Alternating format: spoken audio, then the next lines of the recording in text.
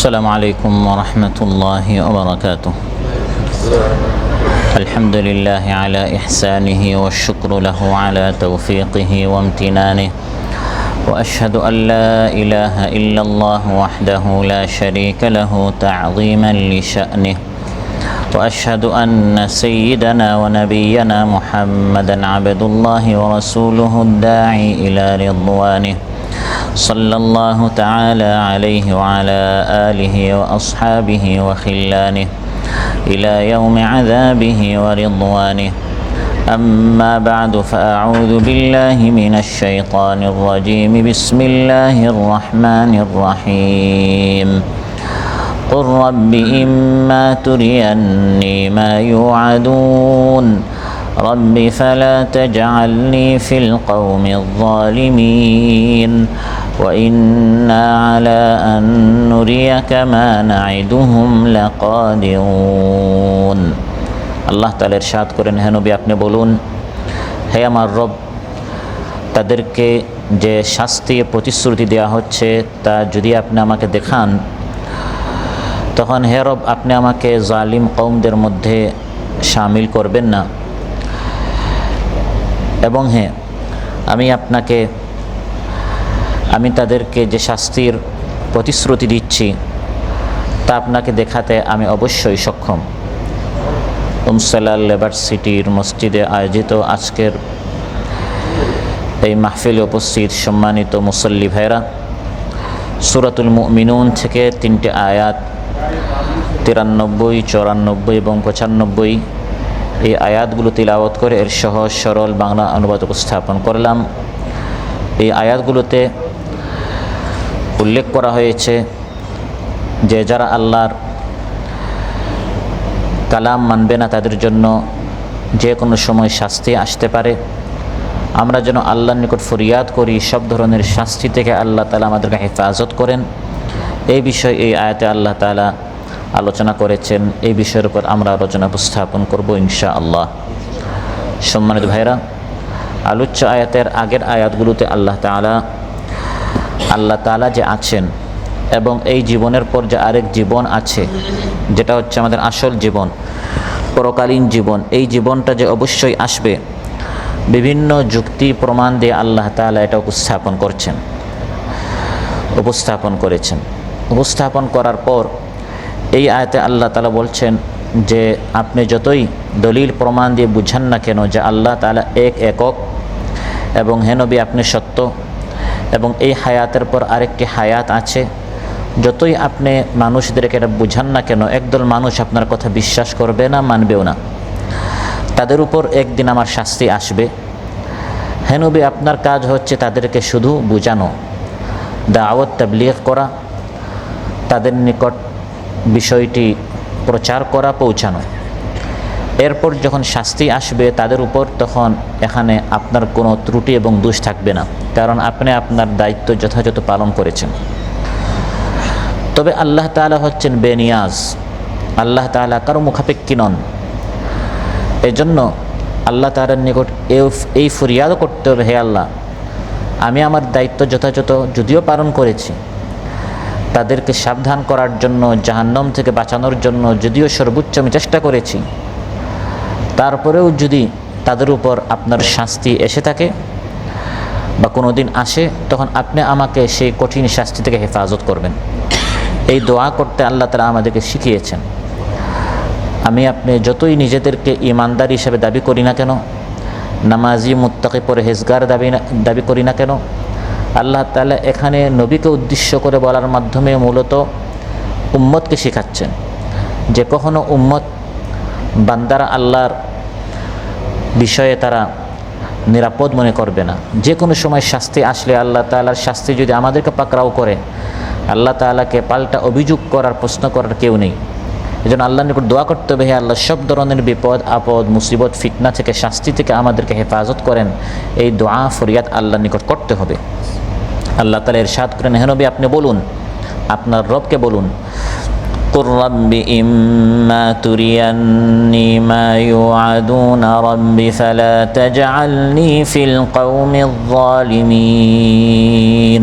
হে নবী আপনি বলুন, রব্বে, হে আমার রব, ইম্মা তুরিয়ান্নি মা ইউআদুন, হে রব আপনি যে কাফির মুশরিকদেরকে শাস্তি দিবেন, এই যে ওয়াদ আপনি করেছেন তাদের সাথে, আল্লাহর কথা নবীর কথা না মানলে শাস্তি আসবে, হে আল্লাহ ওই শাস্তির যদি তাদের উপর চলে আসে এবং আমার যদি সেটা দেখার সুযোগ হয়, আমার চোখের সামনে যদি আমি দেখি যে বিশাল বন্যা এসেছে কাফির মুশরিকদেরকে ধ্বংস করার জন্য, বা অগ্নির মাধ্যমে, বা ভূমিকম্পের মাধ্যমে, বা রোগ ব্যাধির মাধ্যমে, বা এই ধরনের কোনো একটি আপনার পক্ষ থেকে শাস্তির মাধ্যমে আপনি তাদেরকে ধ্বংস করছেন, এটা যদি আমার দেখার সুযোগ হয়, হে আল্লাহ এই কঠিন মুহূর্তে আপনি আমাকে এই জালিমদের মধ্যে শামিল করবেন না, বরং আপনি আমাকে এই কঠিন পরিণতি থেকে হেফাজত করবেন।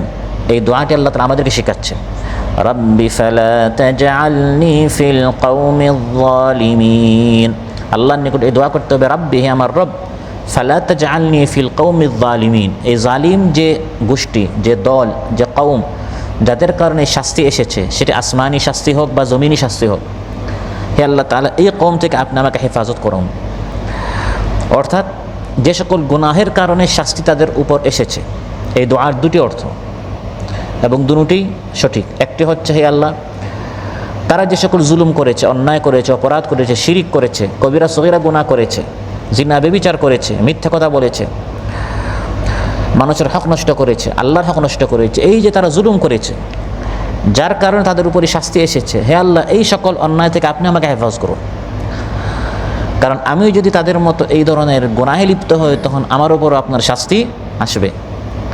একদিকে আল্লাহর নিকট এই দোয়া করা, হে আল্লাহ যে সকল কারণে এই জালিমদের উপর শাস্তি এসেছে, এই সকল কারণ, এই সকল অপরাধ, এই সকল অন্যায়, এই সকল গুনাহ থেকে আপনি আমাকে হেফাজত করেন। কারণ আমরা কেউ এই গ্যারান্টি দিয়ে বলতে পারবো না যে আমি এখন মুত্তাকি পরহেজগার আল্লাহর ওলি, আমি কখনো কোনো গুনাহ করবো না, করি নাই, ভবিষ্যতে করবো না, আমি এই গ্যারান্টি দিচ্ছি। শয়তান কোন সময় কাকে তার ওয়াসওয়াসা দিয়ে পথভ্রষ্ট করে ফেলতে পারে, এর কোনো গ্যারান্টি নেই, আল্লাহর নিকট চাইতে হবে। আর এই দোয়ার দ্বিতীয় অর্থ হচ্ছে, এবং এটাও সঠিক, সেটি হচ্ছে, হে আল্লাহ যখন এই জালিমদের উপর শাস্তি আসবে, এই শাস্তি থেকে আপনি আমাকে হেফাজত করুন। একটি হচ্ছে শাস্তির যে কারণ, অপরাধ অন্যায় যে কারণে তারা এই শাস্তির যোগ্য হয়েছে, এই গুনাহগুলো থেকে আপনি আমাকে হেফাজত করুন। আর আরেকটি হচ্ছে ওই শাস্তি থেকে আপনি আমাকে হেফাজত করুন।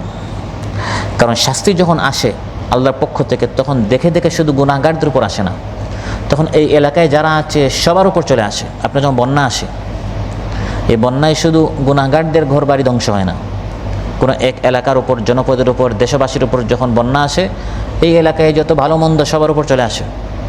ভূমিকম্প যখন হয়, তখন দুই ঘর পাশাপাশি, শুধু গুনাহগার বেনামাজি যারা আছে তাদের ঘর প্রকম্পিত হয়, আর ইমানদারদের ঘর স্থির থাকে, বিষয়টা এমন নয়, সবার উপর চলে আসে। এজন্য আল্লাহর নিকট দোয়া করতে হবে, আল্লাহ এই সকল কঠিন বিপদের সময় এর আগে আপনি আমাকে নিয়ে নিয়েন, বা অন্যত্র আপনি আমাকে সেফ রাখিয়েন, নিরাপদে রাখিয়েন। আপনি আমাকে এই ধরনের গুনাহ করা থেকে বা গুনাহের শাস্তি থেকে আপনি আমাকে হেফাজত করেন। আল্লাহর নিকট এটা চাইতে হবে। তাফসীর ইবনে কাসীরে এই আয়াতের তাফসীর এসেছে, ইয়াকুলু তাআলা আমিরান নাবিয়্যাহু আন ইয়াদউ হাযা আদ-দুআ ইনদা হুলুলিন নিকাম। আল্লাহ তাআলা তার রাসূল সাল্লাল্লাহু আলাইহি ওয়াসাল্লামকে হুকুম করেছেন, হে হাবিব যখন আপনি দেখবেন কোনো জাতির উপর শাস্তি এসেছে, তখন আপনি এই দোয়াটি করুন।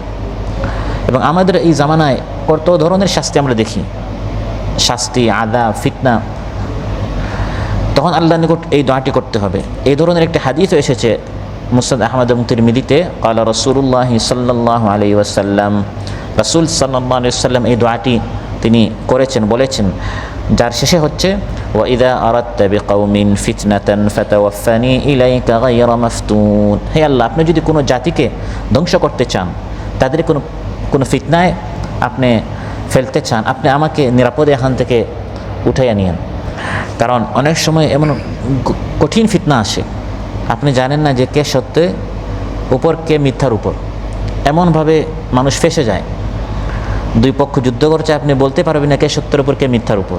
দুই দল দ্বন্দ্বে লিপ্ত, ঝগড়ায় লিপ্ত, ফিতনা লেগেছে, কঠিন অন্ধকার রাতের টুকরোর মতো বলা হয়েছে, ফিতনান কাকিতা'আল লাইলিল মুযলিম।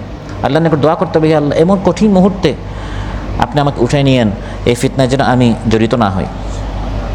রব্বি ফালা তাজআলনি ফিল কওমিজ যালিমিন, হে আল্লাহ আপনি আমাকে এই জালিমদের মধ্যে শামিল করবেন না। তাফসীর কুরতুবীতে এসেছে, ওয়া কানা আলাইহিস সালাম ইয়ালামু আন্না আল্লাহ তাআলা লা ইয়াজআলুহু ফিল কওমিজ যালিমিন ইযা নাযালা বিহিমুল আযাব।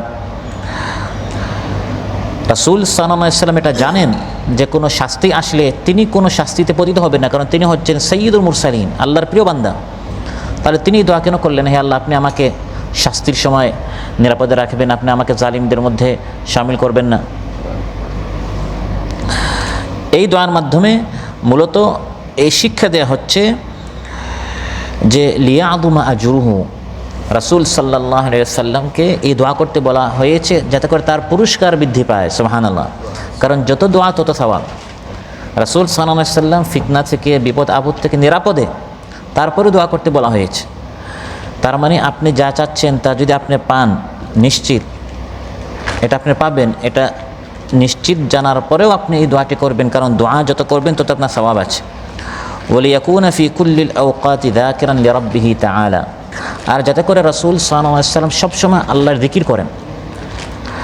মহানবী সাল্লাল্লাহু আলাইহি ওয়াসাল্লাম কোনো একটা শাস্তি আসলে তিনি নিরাপদে থাকবেন, এটা নিশ্চিত। তারপরেও আল্লাহ তাআলা বলছেন, হে নবী আপনি দোয়াটি করুন, হে আল্লাহ তাআলা আপনি আমাকে নিরাপদে রাখুন। তিনি তো এমনি নিরাপদে থাকবেন, তারপরে দোয়াটি কেন? যাতে করে একদিকে তার পুরস্কার বাড়ে, কারণ দোয়া করলে পুরস্কার, দোয়া করলে সওয়াব। আর অন্যদিকে এই শিক্ষা দেওয়ার জন্য সবসময় আল্লাহকে স্মরণ করতে হয়।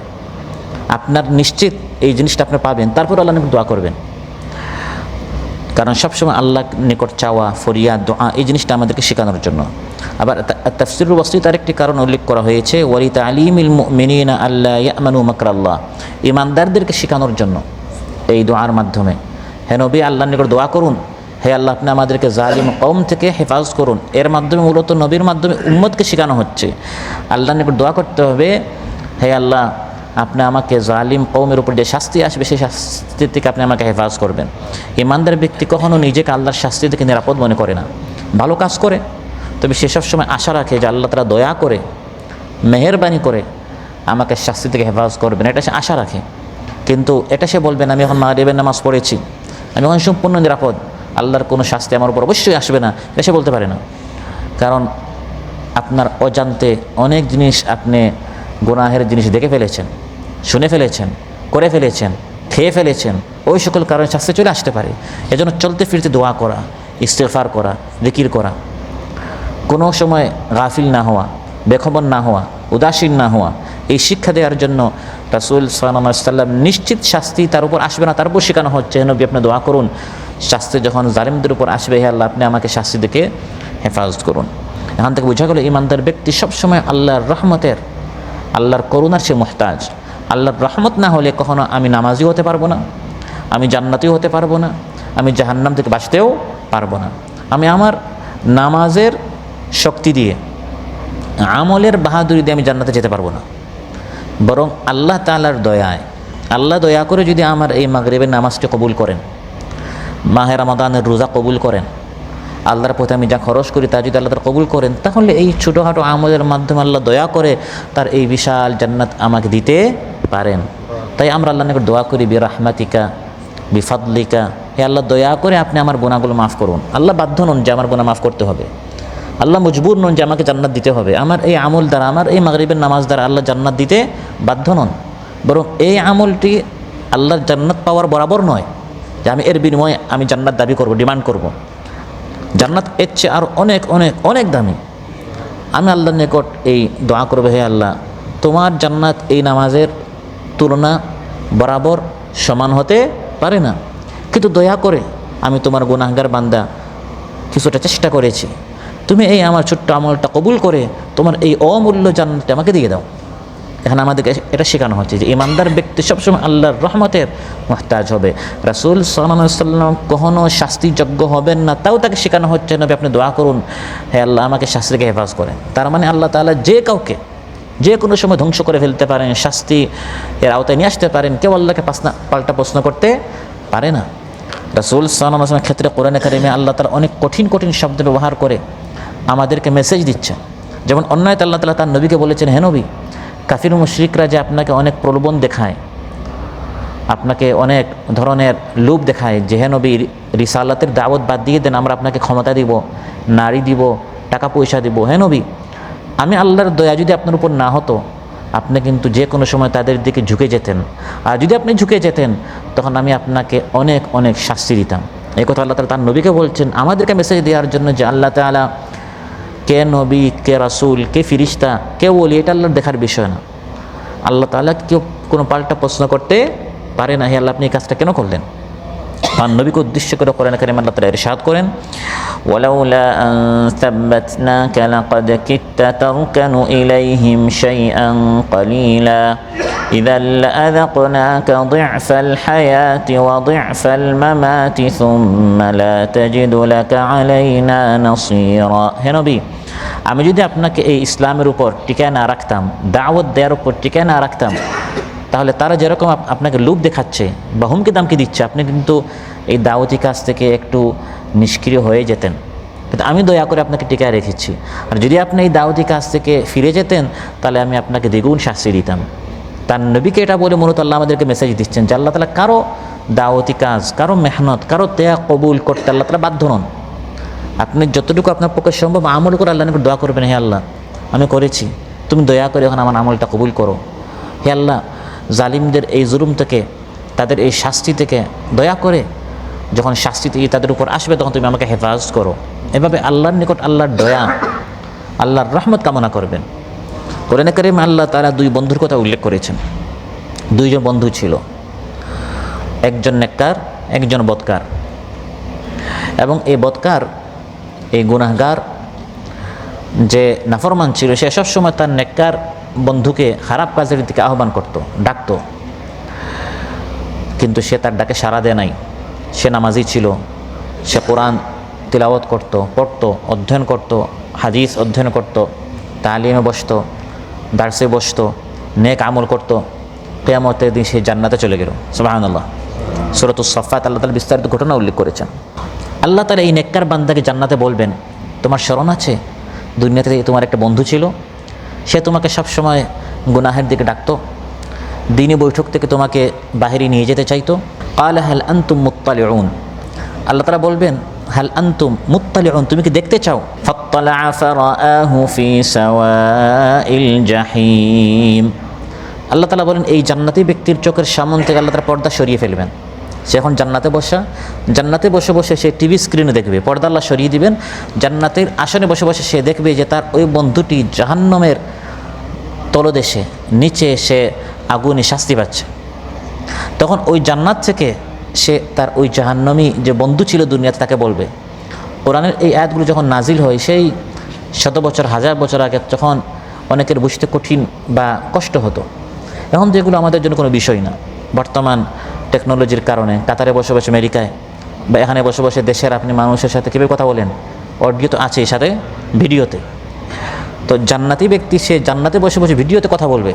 সে দেখবে তার ওই বন্ধু যে তাকে দুনিয়াতে সবসময় খারাপ কাজের দিকে, গুনাহের দিকে নিয়ে যেত, সে দেখবে যে তার ওই বন্ধুটি এখন তার ওই নাফরমানের কারণে জাহান্নামে শাস্তি পাচ্ছে, আর সে এখন জান্নাতে আল্লাহ তাআলা তাকে অনেক আরামে রেখেছে। তখন সে জান্নাতে বসে বসে তাকে বলবে এবং সে শুনবে। আল্লাহ তাআলা জান্নাত থেকে তার ভয়েসটি, আওয়াজটি সেখানে পৌঁছে দিবেন। সে তাকে বলবে ক্বালাতাল্লাহি ইন কিত্তা লাতুরদিন, আল্লাহর কসম করে বলছি তুই কিন্তু আমাকে তোর সাথে জাহান্নামে নিয়ে যেতে, তুই কিন্তু আমাকে তোর মতো এরকম বেনামাজি বানিয়ে ফেলতে। ওয়ালাউলা নি'মাতু রাব্বি লাকুনতু মিনাল মুহদারিন। নি'মাতু রাব্বি, আমার রবের দয়া। সুবহানাল্লাহ। এই পুরো ঘটনা বলার উদ্দেশ্য হচ্ছে এটা, আমি তোর মতো বেনামাজি হয়ে যেতাম, আল্লাহ দয়া করে আমাকে নামাজি বানিয়েছেন। তার মানে এই যে আমরা এখনো নামাজি আছি, এই ফিতনা ফাসাদের জামানায় অনেক কিছু কিন্তু আমাদেরকে হাতছানি দিয়ে এই পথ থেকে নিয়ে যেতে চায়। এটা আমার বাহাদুরি নয়, এটা আমার জ্ঞান নয়, আমার বিচক্ষণতা, আমি খুব চতুর চালাকের জন্য আমি এই পথে টিকে আছি, আমি এখনও আল্লাহর নেককার বান্দা। বিষয়টা এমন নয়। ওই নেককার বান্দা জান্নাতে বসে বসে বলবে আল্লাহ তাআলার দয়া আমার উপর যে তুই আমাকে অন্য পথে তুই আমাকে নিয়ে যেতে চেয়েছিলে, কিন্তু আল্লাহ তাআলা আমাকে বাঁচিয়েছেন, তার দয়া, তার অনুগ্রহ। সুবহানাল্লাহ। তাই রাসূল সাল্লাল্লাহু আলাইহি ওয়াসাল্লাম ইরশাদ করেন, বুখারী মুসলিম এসেছে, লা ইয়াদখুলু আহাদুম মিনকুমুল জান্নাতা বিআমালি, জেনে রাখো তোমাদের মধ্যে কেউ জান্নাতে তার আমল দ্বারা যেতে পারবে না। প্রশ্ন করা হলো ওয়ালা আনতা ইয়া রাসূলুল্লাহ, ইয়া রাসূলুল্লাহ আপনিও আপনার আমল দ্বারা জান্নাতে যেতে পারবেন না? তিনি বললেন ওয়ালা আনা, আমিও আমার আমল দ্বারা জান্নাতে যেতে পারবো না। তার আমল আমাদের মতো নয়। তিনি এক এক নামাজ পড়তেন, তার পা মুবারক ফুলে যেত, এত দীর্ঘ তিনি নামাজ পড়তেন। তাও তিনি বলছেন এই নামাজ দ্বারা আমি জান্নাতে যেতে পারবো না। ইল্লা আন ইয়াতাগাম্মাদানি আল্লাহু বিরহমাতিহি, হ্যাঁ আল্লাহ দয়া করে যদি জান্নাত দেন। তার মানে আমি কোনো আমল দ্বারা আল্লাহর জান্নাত আশা করতে পারি না। আমি বলবো হে আল্লাহ দয়া করে আমাকে জান্নাত দাও, দয়া করে আমাকে জাহান্নাম থেকে বাঁচাও, দয়া করে যে শাস্তি আসছে এই শাস্তি থেকে তুমি আমাকে বাঁচাও। এটি আল্লাহর বিশেষ দয়া। এই জন্য আল্লাহ তাআলা তার নবীকে, যে নবীর উপর কোনো শাস্তি আসবে না, তাও আল্লাহ বলছেন হে নবী আপনি দোয়া করুন শাস্তি থেকে আমাকে নিরাপদে রাখো। এটা আমাদের জন্য শিক্ষা যে আমি কখনও নিজেকে আল্লাহর শাস্তি থেকে, আল্লাহর রহমত থেকে আমি নিজেকে ঊর্ধ্বে মনে করব না, বরং আল্লাহর নিকট চাইবো হে আল্লাহ দয়া করে শাস্তি থেকে বাঁচাও, হে আল্লাহ দয়া করে আমার গুনাহগুলো মাফ করো, হে আল্লাহ দয়া করে আমাকে তোমার জান্নাত দান করো। এটা হচ্ছে আল্লাহর দয়ার বিষয়, আল্লাহর বিশেষ অনুগ্রহের বিষয়। এটা আমার কোনো কৃতিত্ব নয়, এটা আমার কোনো বিশেষ বাহাদুরি নয়। শাস্তি যখন আসে তখন আল্লাহর নিকট কী দোয়া করতে হবে? আল্লাহ শিখাচ্ছেন রাব্বি ফালা তাজআলনি ফিল কওমিজ জালিমিন, হে আল্লাহ আমাকে জালিম কওমের মধ্যে শামিল করবেন না, জালিম কওমের অন্তর্ভুক্ত আপনি আমাকে করবেন না। এখান থেকে আমরা আরেকটা জিনিস শিখলাম, সেটা হচ্ছে যারা জালিম, যারা নাফরমান, তাদের সাথী হওয়া যাবে না, তাদের অন্তরঙ্গ বন্ধু হওয়া যাবে না।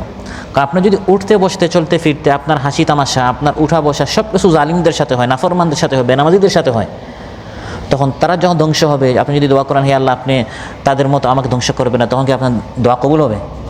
সারা জীবন যাদের সাথে আপনার উঠা বসা, যাদের সাথে আপনার দিলি মহব্বত, অন্তরঙ্গ সম্পর্ক, তারা যখন পুরস্কৃত হবে আপনি তখন পুরস্কৃত হবেন, তারা যখন ধ্বংস হবে আপনি তখন তাদের সাথে ধ্বংস হবেন। এটা স্বাভাবিক বিষয়।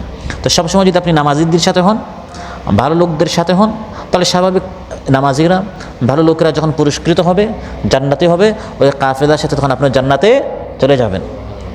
আর যখন জালিম কওমদের সাথে আপনার উঠা বসা হবে, যারা উঠতে বসতে গীবত করে, মানুষের হক নষ্ট করে, দুর্নীতি করে, চুরি ডাকাতি করে, দেখতে হারাম, শুনতে হারাম, খেতে হারাম, শুধু হারাম আর হারাম করছে, তাদেরকে আপনি আপন করে নিলেন।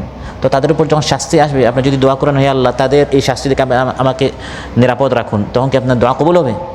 তো এখানে আল্লাহ তাআলা এই শিক্ষা আমাদেরকে দিচ্ছেন, ভালো লোকদেরকে বন্ধু বানাতে হবে, জালিম কওমদেরকে, জালিম লোকদেরকে, নাফরমানদেরকে আপন করে নেওয়া যাবে না। এটা কোরআনের মধ্যে আল্লাহ বিধান নাজিল করেছেন। وقد نزل عليكم في الكتاب أن إذا سمعتم آيات الله يكفر بها ويستهزأ بها فلا تقعدوا معهم حتى يخوضوا في حديث غيره। কিতাবে কোরআন আল্লাহ বলে আমি এই বিধান নাজিল করেছি, যারা আল্লাহর কোরআনকে নিয়ে মশকারি করে, মানে না, বিশ্বাস করে না, তাদের সাথে বসিও না, তাদেরকে বন্ধু বানিও না। অনেক সময় শয়তান বলে আরেকটু বসো, শুনতে ভালো লাগে, এই টিটকারি মশকারিগুলো শুনতে ভালো লাগে, তাদের সাথে বসা যাবে না, তাদেরকে বন্ধু বানানো যাবে না। আনিল মারই লা তাসআল ওয়াসাল আন কারিনিহি ফাকুল্লু কারিনিন বিল মুকারানি ইয়াকতাদি। কবি বলেন একজন মানুষ কেমন তার সম্পর্কে জিজ্ঞাসা না করে তার বন্ধুদের সম্পর্কে জিজ্ঞাসা করো। তার বন্ধু কারা এটা যদি তুমি জেনে ফেলতে পারো তাহলে তুমি বুঝতে পারবে এই লোকটা কেমন। যখন দেখবে যে একজনের সব বন্ধুরা ভালো লোক, তার মানে এই লোকটা কি ভালো লোক। আর যদি দেখেন তার আশেপাশে তার বন্ধু সবাই সাথী সঙ্গীরা হচ্ছে খারাপ লোক, তার মানে এই লোকটা ভালো নয়। ওয়াসাহিব উলিত তাকওয়া তানাল মিন তুকাহুম ওয়ালা তুসাহিবিল আরদা ফাদারদা মা'আর রাদি। কবি বলেন যে মুত্তাকিদেরকে বন্ধু বানাও, তখন তাদের যে তাকওয়া, তারা তো মুত্তাকি, তাদের যে তাকওয়া পরহেজগারি এটাও তুমি পাবে, তাদের একটা আসর প্রভাব তোমার মধ্যে পড়বে। তাদের সাথে যখন বসবে তখন তুমিও এই বৃহস্পতিবারের দাওয়াতটা পাবে, তুমিও দাওয়াতি কাজের সুযোগটা পাবে, তুমিও কোরআন পড়ার, শোনার, বসার, কোরআন ক্লাসের দাওয়াত পাবে, সুযোগ পাবে, শিখতে পারবে, সওয়াব পাবে। আর যদি মন্দ লোকদের সাথে তুমি ওঠা বসা করো তখন তারা যখন ধ্বংস হবে তুমিও তাদের সাথে ধ্বংস হয়ে যাবে। এই আয়াত থেকে আমরা এটাও শিখলাম যে ভালো লোকদেরকে নিজের জীবনের সঙ্গী বানাতে হবে। তারপর আল্লাহ তাআলা বলেন হে নবী এই যে শাস্তির কথা আমি তাদেরকে বারবার বলছি, কিন্তু আমি বিলম্ব করছি, শাস্তি দিচ্ছি না, আপনি দোয়া করেন শাস্তি যখন আসে তখন যেন আল্লাহ আমাকে হেফাজ করেন। পাশাপাশি এটাও যেন তারা জেনে রাখে আমি যে বারবার শাস্তির কথা বলছি, শাস্তি আসতে যে বিলম্ব করছে এই বিলম্ব করার অর্থ নয় যে আমি শাস্তি দিতে পারি না, বরং ওয়া ইন্না আলা আন নুরিয়াকা মা নাইদুহুম লাকাদিরুন, আমি তাদেরকে যে শাস্তির প্রতিশ্রুতি হুমকি দিচ্ছি এটি বাস্তবায়ন করতে কিন্তু আমি সম্পূর্ণ সক্ষম, আমার এই ক্ষমতা আছে। কিন্তু শাস্তি দেরি হচ্ছে, বিলম্ব হচ্ছে কোনো একটা হিকমতের কারণে। কী সে হিকমত? রাসূল বারবার বলেন আল্লাহকে মানো, শাস্তি আসবে, তারা মানছে না তাও শাস্তি আসে না, কোনো একটা হিকমত আছে। হিকমতটা কি? কেন মাঝে মধ্যে শাস্তি আসতে দেরি হয়? শাস্তি আসতে দেরি হয় বিভিন্ন কারণে। প্রথম একটি কারণ হচ্ছে রাসূল সাল্লাল্লাহু আলাইহি ওয়াসাল্লামের উপস্থিতি। রাসূল সাল্লাল্লাহু আলাইহি ওয়াসাল্লাম যতদিন পর্যন্ত তিনি যখন যে এলাকায় থাকেন ওই এলাকায় আল্লাহর পক্ষ থেকে সরাসরি কোনো শাস্তি আসে না। সুবহানাল্লাহ। তিনি হচ্ছেন রাহমাতুল লিল আলামিন। তিনি ছিলেন শাস্তি প্রুফ, ওয়াটার প্রুফ আছে না, ফায়ার প্রুফ, ওয়াটার প্রুফ। তো রাসূল সাল্লাল্লাহু আলাইহি ওয়াসাল্লাম ছিলেন শাস্তি প্রুফ, আযাব প্রুফ। তার কারণে শাস্তি এই এলাকার উপর ওয়াজিব হয়ে গেছে, কিন্তু আসছে না যেহেতু রাসূল সাল্লাল্লাহু আলাইহি ওয়াসাল্লাম আছেন। সুবহানাল্লাহ। তাহলে শাস্তি দেরি হচ্ছে। প্রথম কারণ কি? দেরি হচ্ছে, চলে আসছে না এই জন্য কারণ মহানবী সাল্লাল্লাহু আলাইহি ওয়াসাল্লাম এখনও আছেন। এটি সেই জামানার কথা।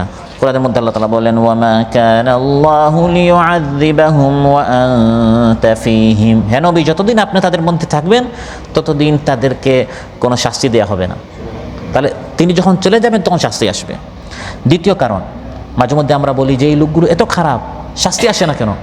এই লোকগুলো এত জুলুম করে, শাস্তি আসে না কেন? শাস্তি আসবে, কিন্তু কোনো না কোনো হিকমতের কারণে কোনো একটা কারণ আছে যার কারণে দেরি হচ্ছে। দ্বিতীয় কারণ হচ্ছে তাদের মধ্যে এমন কিছু লোক আছে যারা সবসময় ইস্তিগফার করছে। কোরআনের মধ্যে আল্লাহ ইরশাদ করেন, ওয়ামা কানাল্লাহু মুআযযিবাহুম ওয়া হুম ইস্তাগফিরুন। যতক্ষণ পর্যন্ত তাদের মধ্যে কিছু লোক ইস্তিগফার করে, তাওবা করে, আল্লাহ শাস্তি দিবেন না।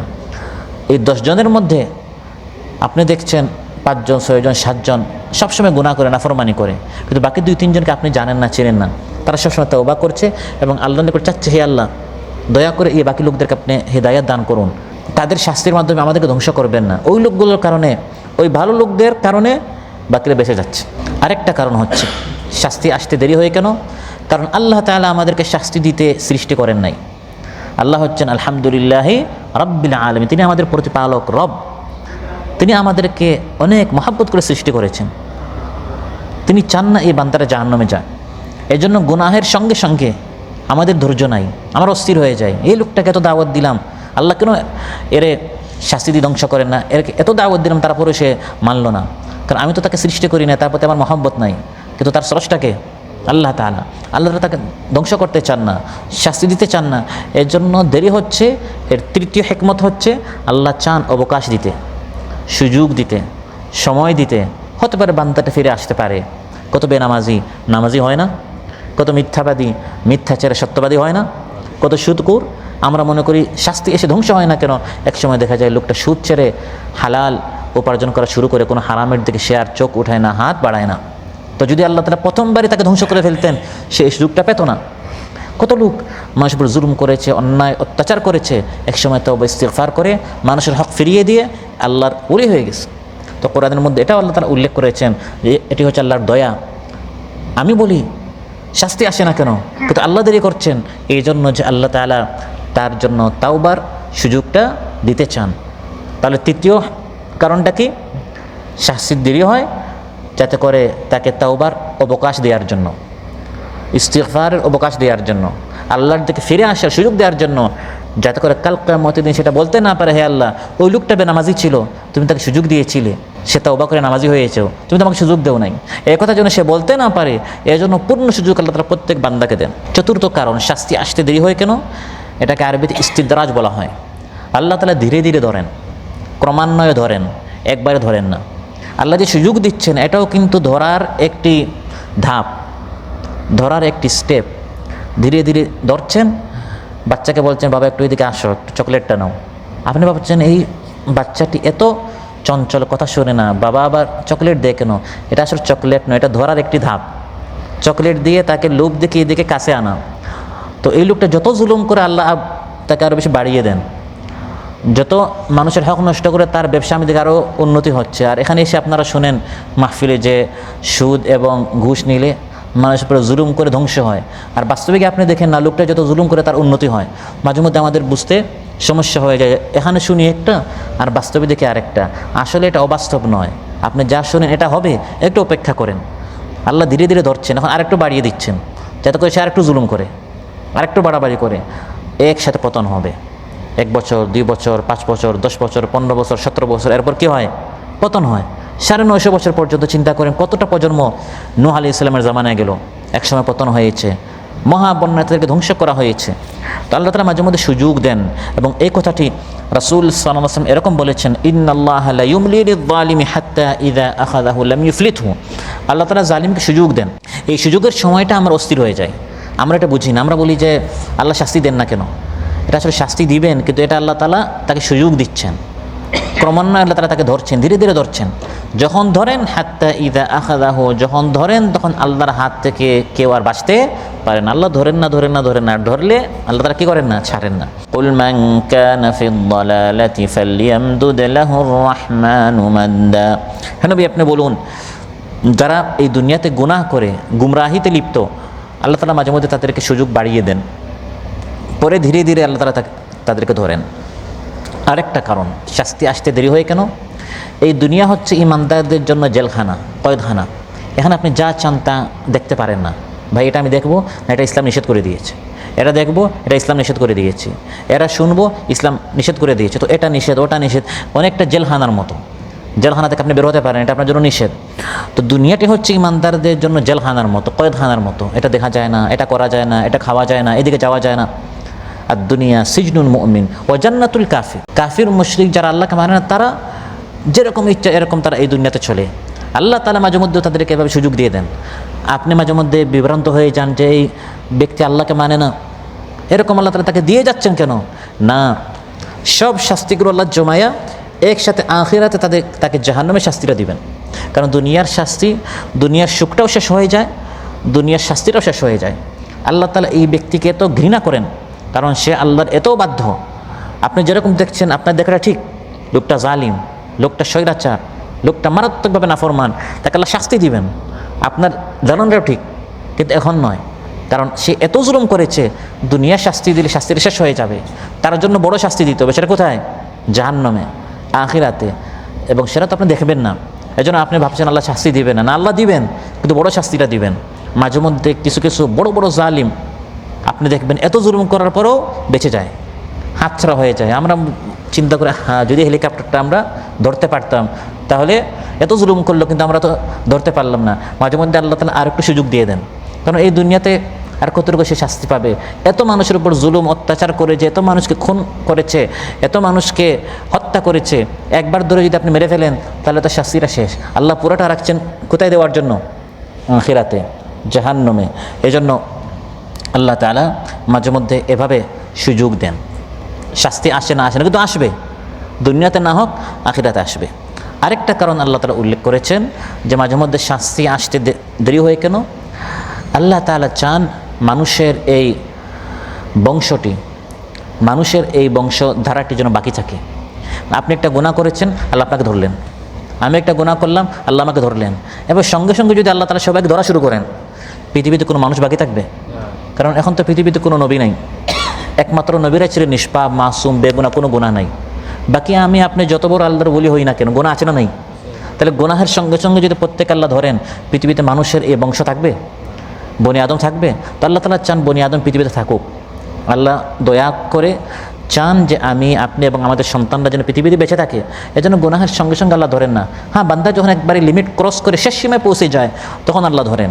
এ কথার কোরআনে আল্লাহ তাআলা এভাবে বলেছেন, ওয়ালাউ ইউআখিযুল্লাহু আন-নাসা বিযুলমিহিম মা তারাকা আলাইহা মিন দাব্বাহ ওয়ালাকিন ইউআখিরুহুম ইলা আজালিম মুসাম্মা। যদি আল্লাহ তাআলা প্রত্যেক মানুষকে তার প্রত্যেক জুলমের কারণে ধরতেন, কেনটা দেখলেন? আপনি এখন থেকে অন্ধ। কেন এটা শুনলেন? আপনি এখন থেকে বধির। গীবত কেন করলেন? এখন থেকে আপনি বুবা। এই লোকটাকে, এর উপর আপনি কেন হাত দিয়ে তার উপর জুলুম করলেন? এখন থেকে আপনার হাত অচল হয়ে গেল, পঙ্গু হয়ে গেলেন।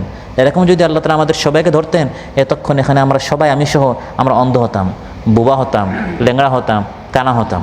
কিন্তু আল্লাহ দয়া করেছেন। আপনি যে অন্যকে নিয়ে চিন্তা করেন যে এই লোকটা এত গুনাহ করে, আল্লাহ তাআলা তাকে ধরেন না কেন? একটু আমরা নিজেকে নিয়ে চিন্তা করি। সারা জীবন বাদ দেন, শুধু আজ ফজর থেকে নিয়ে এখন পর্যন্ত আমি আপনি দেখতে, শুনতে, চলতে, ফিরতে, ভাবতে, শুধু এই মোবাইলে, ফেসবুকে আমরা যত গুনাহ করেছি, আল্লাহ তাআলা যদি আমাদেরকে ধরেন, এতক্ষণ আমরা অন্ধ হয়ে যেতাম। কেন দেখেছ এখন থেকে তুমি অন্ধ? কেন শুনেছ এখন থেকে তুমি বধির? এভাবে যদি আল্লাহ তাআলা ধরতেন, আল্লাহ তাআলা আমাদের সবাই শেষ করে ফেলতেন। আল্লাহ বলেন, না, আমি মূলত ধরাধরির জন্য সৃষ্টি করি নাই, জান্নাত রেখেছি, আর না মানলে জাহান্নাম। তো আপনি যেরকম অন্যের জন্য চাচ্ছেন, নিজেরটা আমরা একটু চিন্তা করি যে আমি নিজেকে তো গুনাহ করেছি, আল্লাহ তাআলা সুযোগ দিচ্ছেন। তো মাঝে মধ্যে শাস্তি আসে, কিন্তু দেরি হয় এই জন্য যে আল্লাহ তাআলা চান না সবাইকে শেষ করে ফেলতে। কিছু লোককে আল্লাহ শাস্তি দিবেন যারা একবারে শেষ সীমানায় পৌঁছে যায়। আর আরেকটা হিকমত হচ্ছে শাস্তি আসতে এর জন্য দেরি হয় যে আল্লাহ তাআলা এই পৃথিবীটা হচ্ছে পরীক্ষার জন্য। জালিমদেরকে দিয়ে আল্লাহ তাআলা ইমানদারদেরকে পরীক্ষা করেন, কারণ সবাই বলে আমি ইমানদার, কে আসলে ইমানদার, কে খাঁটি ইমানদার, পরীক্ষার প্রয়োজন আছে না নাই? এখন ওই জালিমকে দিয়ে আল্লাহ তাআলা পরীক্ষা করান, যারা টিকে থাকে এরা খাঁটি ইমানদার, আর যারা টিকে থাকতে পারে না এরা মুখের দাবি করছে আসলে এরা খাঁটি ইমানদার, এরা হচ্ছে মুনাফিক। এখন এই পরীক্ষার জন্য তো একদল জালিম দরকার। এবং জালিম যখনই জুলুম করেছে, প্রথম দিন যদি আল্লাহ তাআলা এই জালিমকে শেষ করে দেন, তাহলে তো যে খাঁটি ইমানদার আর মুনাফিক পার্থক্য হলো না। এই জন্য জালিমকে জুলুম করার আল্লাহ মাঝে মধ্যে কী দেন? সুযোগ দেন। 1 বছর, 2 বছর, 5 বছর, 10 বছর, 30 বছর, 50 বছর সে এই সুযোগটা পায়। আপনি বদদুয়া করছেন এই লোকটা ধ্বংস হয় না কেন? তো আল্লাহ মূলত এই সুযোগটা দিচ্ছেন এই দল এর মধ্য থেকে কিছু মানুষকে ইমানদার হিসাবে তাদেরকে পুরস্কৃত করার জন্য, সুবহানাল্লাহ। আরেক দলকে জান্নাতের বাগান শহীদ হিসাবে বাছাই করার জন্য। এখন এই লোকটা শহীদ কখন হবে? যখন এক জালিম তাকে শহীদ করবে। এখন যদি পৃথিবীতে কোনো জালিমই না থাকে তাহলে শহীদ কে হবে? আর এই যদি কেউ শহীদ না হয় তাহলে জান্নাতে শহীদরা পুরস্কৃত কীভাবে হবে? তাহলে যাতে করে তারা পুরস্কৃত হয়, জালিম দরকার, যে জালিমের মাধ্যমে সে কী হবে? শহীদ হবে। আল্লাহর প্রতি যে চোখ হারাবে, পা হারাবে, তাদের জন্য বিশাল পুরস্কার রয়েছে। এখন তার এই চোখটা হারানোর জন্য কে দরকার? জালিম দরকার। এজন্য আল্লাহ তাআলা এই জালিমদেরকে সুযোগ দেন। এই কথার কোরআনের মধ্যে আল্লাহ তাআলা এভাবে বলেছেন, ওয়াজআলনা বা'দাকুম লিবা'দিন ফিতনাতান আতাসবিরুন ওয়া কানা রাব্বুকা বাসীরা। মাঝে মধ্যে আল্লাহ তাআলা তোমাদের কতকের মাধ্যমে পরীক্ষা নেন, দেখতেছেন আতাসবিরুন, তোমরা সবর করো কিনা। তো প্রিয় ভাইরা, এই আয়াতগুলো থেকে আমরা যেটা জানলাম সেটি হচ্ছে আল্লাহ সুবহানাহু ওয়া তাআলা কারো মুখাপেক্ষী নন। যারা আল্লাহর কথা মানে না, বিশ্বাস করে না, নবীর কথা মানে না, তাদের উপর শাস্তি আসবেই, আজ হোক কাল হোক। আল্লাহর নিকট ফরিয়াদ করতে হবে, হে আল্লাহ তুমি আমার মুখাপেক্ষী না, আমি তোমার দ্বীনের কাজ করছি, তোমাকে মানছি, নামাজ পড়ছি, ইবাদত করছি, আমি জানি তুমি আমার ইবাদতের এই সকল ভালো কাজের মুখাপেক্ষী না। দয়া করে আমার ইবাদতগুলো কবুল করো, আর শাস্তি যদি আসে কাফির মুশরিকদের উপর তখন তুমি আমাকে হেফাজতে রাখো, নিরাপদে রাখো, সেফ রাখো, তাদের মতো তুমি আমাকে ধ্বংস করিও না। কারণ আল্লাহ তাআলা আমাকে বাঁচাতে বাধ্য নন, আমাকে ধ্বংস করলে আল্লাহ কোনো ক্ষতি হবে না, আর আমি বেঁচে গেলেও আল্লাহ কোনো লাভ হবে না, লাভটাও আমার, ক্ষতিটাও আমার। আমরা সবাই আল্লাহর রহমতের মুহতাজ, আল্লাহর দয়ার মুহতাজ। আল্লাহ তাআলা আমাদের সবাইকে বলার চেয়ে শোনার চেয়ে বেশি আমল করার তৌফিক দান করুন। সব ধরনের বিপদ আপদ, শাস্তি, পরীক্ষা থেকে আল্লাহ তাআলা আমাদের সবাইকে হেফাজ করুন, এবং আমাদের মধ্যে যার যে পেরেশানি আছে আল্লাহ তাআলা আমাদের সবাইকে পেরেশানি মুক্ত করুন। সুবহানাকাল্লাহুম্মা বিহামদিক আশহাদু আল্লা ইলাহা ইল্লা আনতা আস্তাগফিরুকা ওয়া আতুবু ইলাইক। আসসালামু আলাইকুম ওয়া রাহমাতুল্লাহি ওয়া বারাকাতুহু।